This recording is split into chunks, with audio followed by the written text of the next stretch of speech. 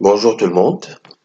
Alors, après avoir fait le premier acte, la scène première, je vous propose de faire une petite évaluation concernant toujours le premier acte et la scène première. Alors voilà le texte que nous avons déjà vu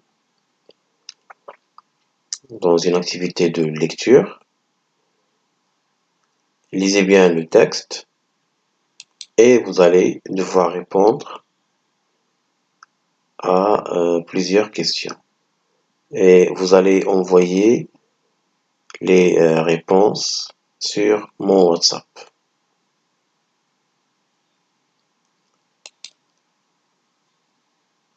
Alors ce cours tout simplement est destiné au tronc commun bien sûr.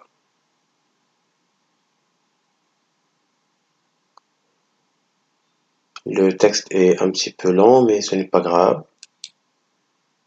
Pour mieux s'entraîner. Alors vous avez la première question. Complétez le tableau suivant. Vous allez devoir donner le titre de l'œuvre, le nom de l'auteur, le genre de l'œuvre. Quels sont les personnages qui discutent dans cette scène? Comment s'appelle le personnage principal?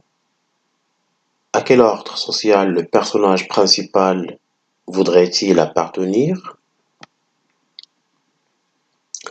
Qu'est-ce qu'une comédie-ballet?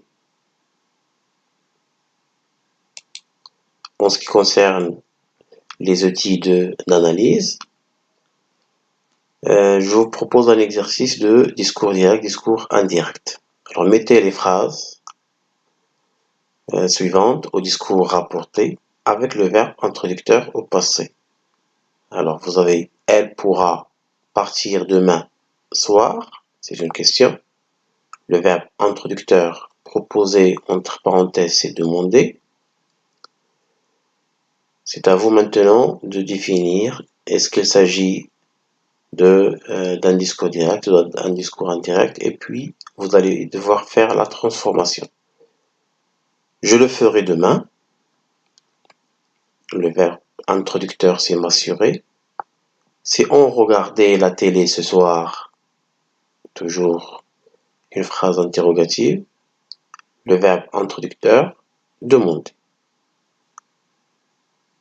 Vous pouvez ouvrir la fenêtre, toujours le verbe introducteur demander.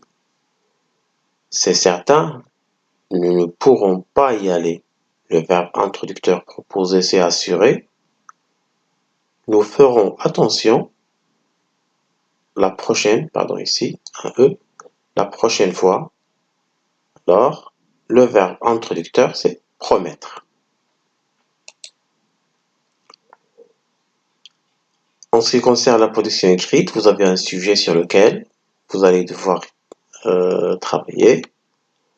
Après un combat sportif, une cérémonie a été organisée dans la ville pour accueillir le vainqueur.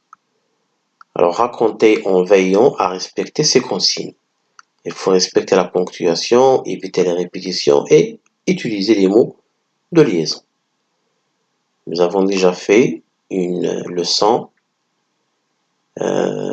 qui a traité les connecteurs logiques ou les mots de liaison en général. Voilà. Alors c'est une petite évaluation pour oublier un petit peu pour dépasser le confinement sanitaire. Alors à tête reposée, travaillez cette évaluation et envoyez-moi vos réponses sur mon WhatsApp. J'insiste sur mon WhatsApp. Alors merci de votre écoute attentive et à la prochaine.